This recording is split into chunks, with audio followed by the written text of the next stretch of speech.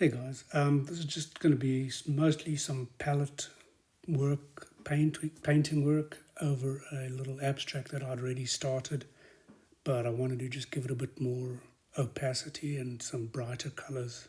So just working outside, and I just love this sort of neon yellow, some of these bright colors that pop against the more earthy colors, kind of interesting contrast, I think. Just a nice buttery yellow green,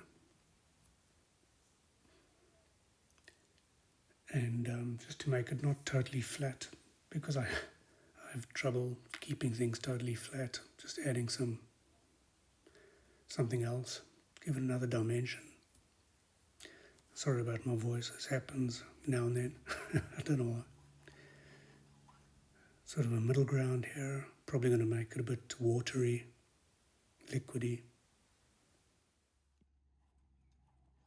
That sort of might seem a little haphazard and accidental the way I'm mixing my colors. It is a little bit, but I'm kind of going for a blue to to contrast against the yellow, the lime yellow there.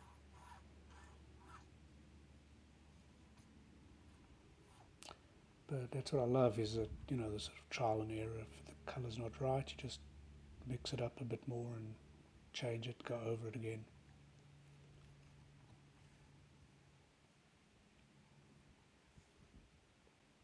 I guess that is water now, reflections.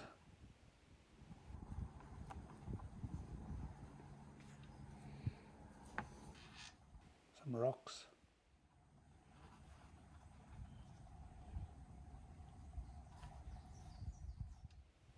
This was a mistake.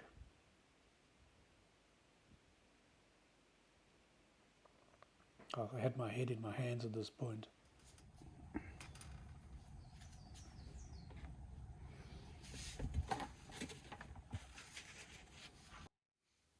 What saved me here was the underlayers were dry, so enabled me to just do actually just give it a deeper wash, which is kind of nice, and could sort of put something brighter on top of that, which would give it a bit of another layer, another dimension.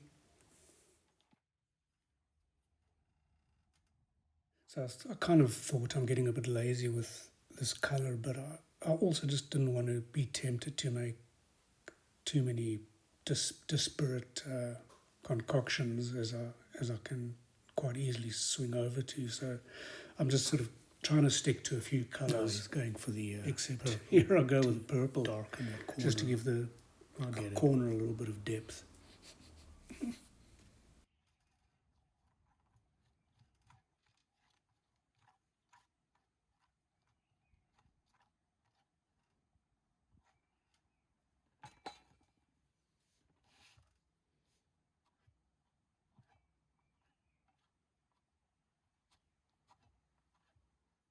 This is a Liquitex palette knife. I got two sizes of this. I'm really glad I've stumbled upon this product at some art shop. It's really been useful. It's just, it looks like a sort of cake batter, cake pan kind of thing, but it's a really nice palette knife.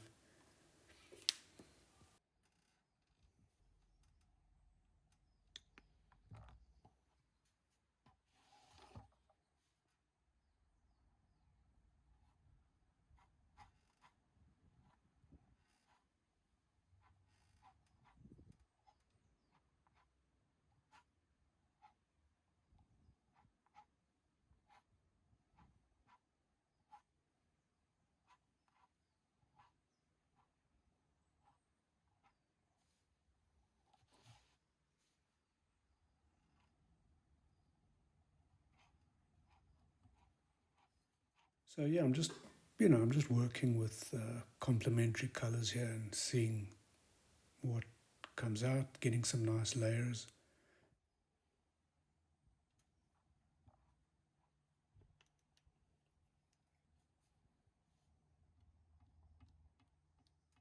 I think it's really interesting how if you start off with something very abstract and you're very open to letting it go where it wants to go, you can start seeing the design only at a later stage. You just sort of let the painting sort of tell you what it needs. The more you keep working into it, so it's only at about this stage that I started to see, oh yeah, sort of a background, sort of hills or some cliffs back there, and it sort of started to have some kind of a little story to it.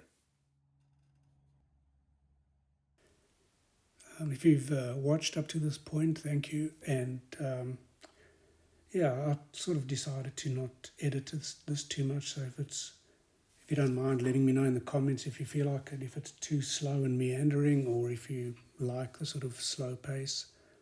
I actually cut out quite a bit of just not doing much. The knife just hovering above thoughtfully for quite a long time. So I cut those out. But hopefully it's kind of a nice, mellow, relaxing watch.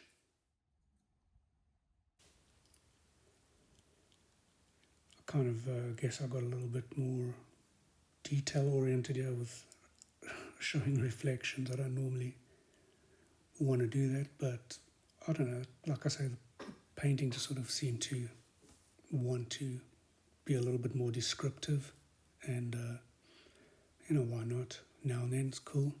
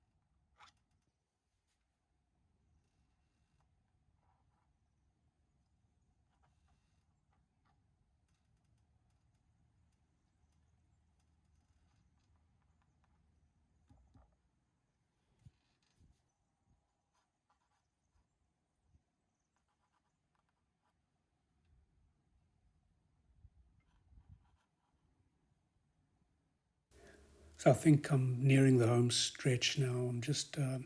I used this, it's a Winsor & Newton, I think, Galleria. It's called Opera Rose. Beautiful fluorescent pink colour that I just used to lighten the background so it's not so heavy.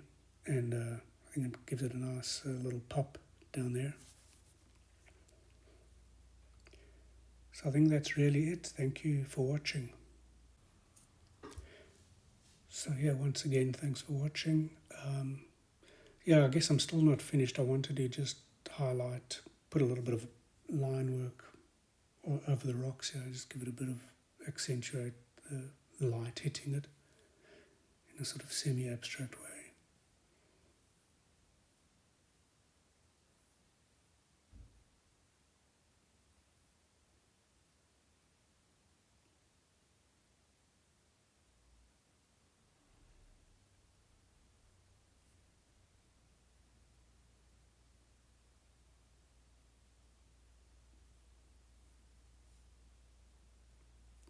And then I still wanted to lighten it up even more in the foreground. What do you think? I think it needed it.